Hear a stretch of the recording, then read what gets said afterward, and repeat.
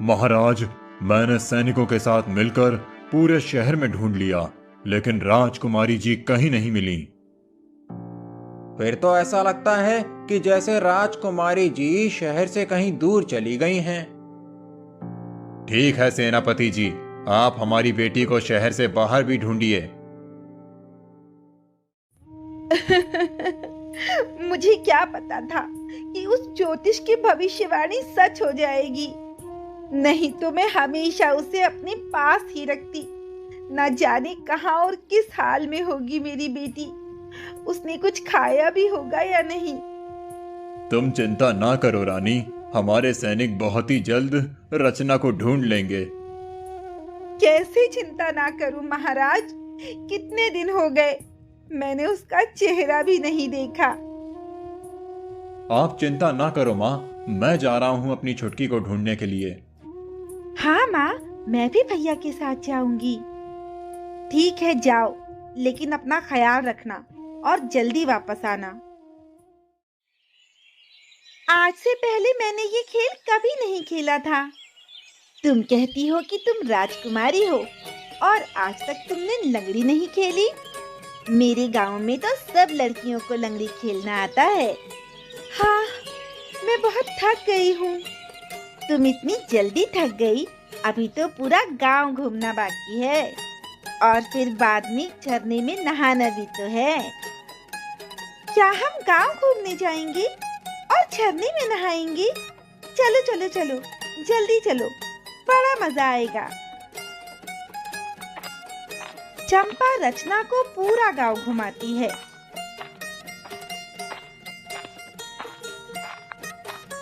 जिसके बाद वो दोनों झरने में नहाने जाती हैं। आज से पहले मैंने ये झरना कभी नहीं देखा था और ना ही मैं कभी इस झरने के नीचे बैठकर नहाई हूँ। तुम इतनी बड़ी हो गई और तुमने आज तक झरना नहीं देखा? तुम तो कहती हो कि तुम राजकुमारी हो।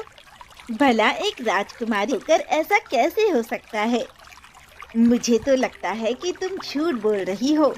तुम कोई राजकुमारी नहीं हो। चंपा की बात रचना को अच्छी नहीं लगती, इसीलिए वो उसे शुरू से सब कुछ बता देती है।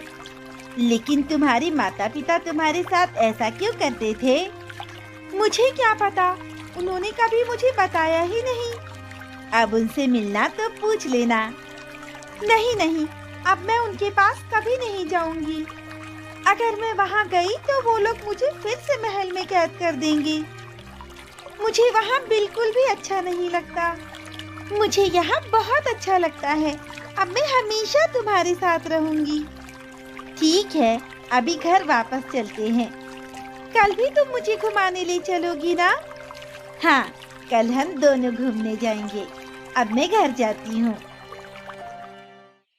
कल भी तुम मुझे घुमाने ले चलोगी ना? हाँ, कल हम दोनों घूमने जाएंगे। अब मैं घर जाती हूँ। तुझे पता है, छोटी राजकुमारी को ढूंढने राजकुमार और बड़ी राजकुमारी भी गए हैं। हाँ हाँ, मुझे भी पता है। क्या हुआ? तुम किस राजकुमारी के बारे में बात कर रहे हो? लगता है तुम यहाँ के नहीं हो, इसीलिए राजकुमारी के बारे में नहीं पता। राजा जी की सबसे छोटी बेटी है ना, राजकुमारी रचना, वो बहुत दिनों से लापता हैं। उन्हीं को सब लोग ढूंढ रहे हैं। कहीं ये लोग उसी के बारे में तो बात नहीं कर रहे जिसे मैं पागल कह रहा हूँ? तब तो फिर मुझे राजा जी को उसके बारे में बताना चाहिए। भाई, मुझे राजा जी से मिलना है। क्या तुम बता सकते हो कि उनका महल कहाँ है? यहाँ से सीधे जाना, फिर दाएं मुड़ जाना और बाएं मुड़कर देखोगे तो तुम्हें राजा जी का महल दिख जाएगा। ठीक है भाई, तुम्हारा बहुत बहुत धन्यवाद। अब मैं चलता हूँ।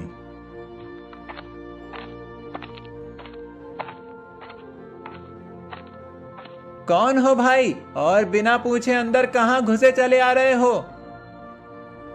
भाई, मेरा नाम बब्बू है। मैं एक चरवाहा हूँ। मैं पर्वतपुर गांव से आया हूँ और मुझे राजा जी से मिलना है। मुझे उनको बहुत जरूरी बात बतानी है।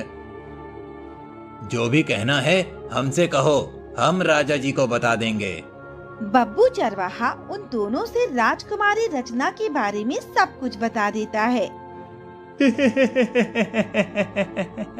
लगता है ये भी इनाम के लालच में यहाँ आया है और झूठ बोल रहा है। नहीं भाई, मैं झूठ नहीं बोल रहा, मैं सच कह रहा हूँ। भला एक चरवाहा के घर में हमारी राजकुमारी कैसे रह सकती है? मुझे तो सोच कर ही हंसी आती है। चल भाग यहाँ से, अगर राजा जी को पता चल गया तो वो तुझे काल कोठरी में बंद कर देंगे। दोनों सैनिक बाबू चरवाहे को वहाँ से भगा देते हैं।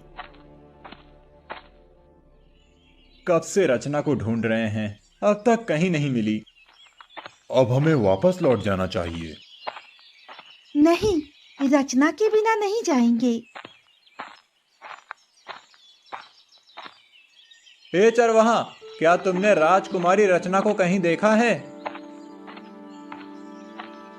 राहुल राघव से रचना के बारे में सब कुछ बता देता है और उन तीनों को अपने साथ ले जाता है।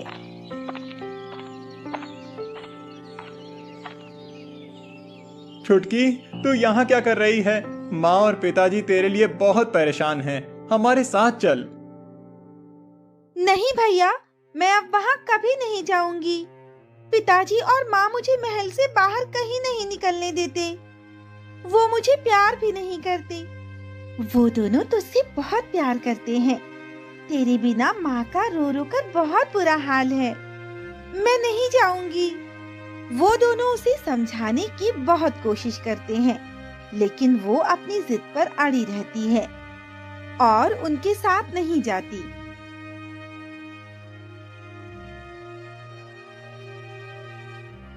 पिताजी, हमने ये पता लगा लिया है कि रचना कहाँ है। तो फिर उसे अपने साथ क्यों नहीं लाए?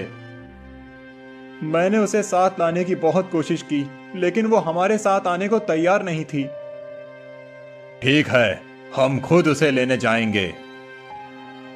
मैं भी आपके साथ चलूंगी महाराज।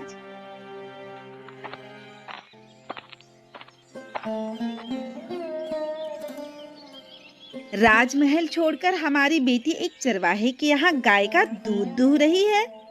बेटी, हम तुम्हें लेने आए हैं। मैं अब राजमहल कभी नहीं जाऊंगी।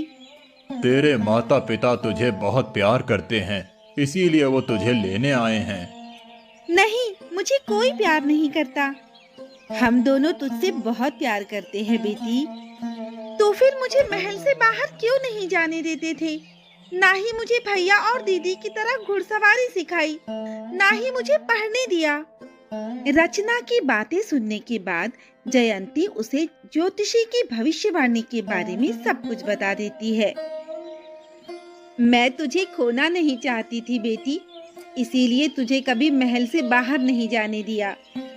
महाराज, मैं बहुत दिनों पहले राजकुमारी के बारे में आपको बताने आया था, लेकिन सैनिकों ने मुझे आपसे मिलने नहीं दिया। अपनी माँ से सच जानकर रचना महल में वापस चली गई। उस दिन के बाद उस ज्योतिषी की भविष्यवाणी को नजरअंदाज करके रानी जयंती और राजा कर्मवीर ने रचना पर लगी सारी पाबंदियां हटा ली, जिसके बाद रचना ने भी अपने भाई और बहन की तरह घुड़सवारी और तीरंदाजी सीखी। वो अपनी सहेली चंपा से भी मिलने जाने लगी।